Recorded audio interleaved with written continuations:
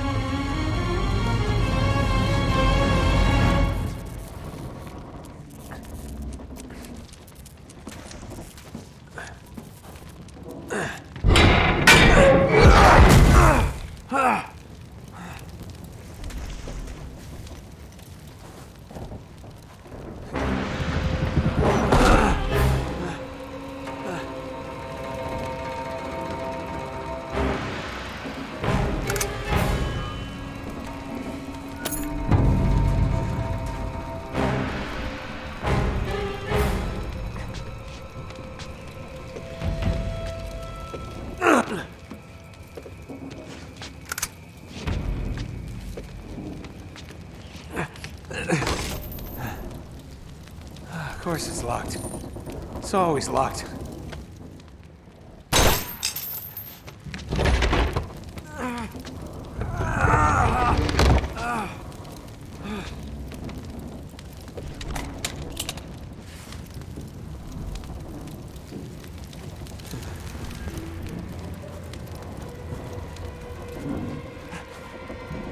He's alive! Karma's a bitch.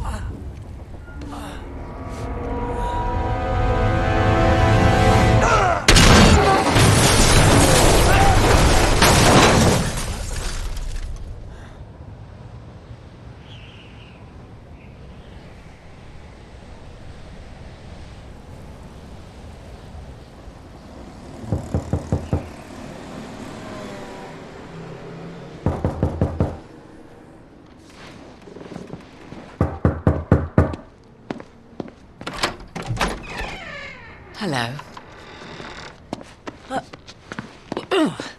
Well, so much for foreplay. You mind telling me what the hell is going on? You mean with Flynn? Yeah, you might have warned me. And missed the look on your face? Anyway, you haven't exactly made yourself easy to find. Talk about making yourself easy. Oh, you're not jealous. Let's not forget who walked out on whom. After all, you don't get to be jealous. Wait a minute, Chloe. If it makes you feel any better, my relationship with Flynn is strictly professional. Really? Mostly professional. Oh, When I figured out he was actually on to something, I thought you'd want to be in on the action. so what's the plan? Just like we said, we pull the heist, we find the ships, and we make off with the treasure. With Flynn? Mm-hmm. And then?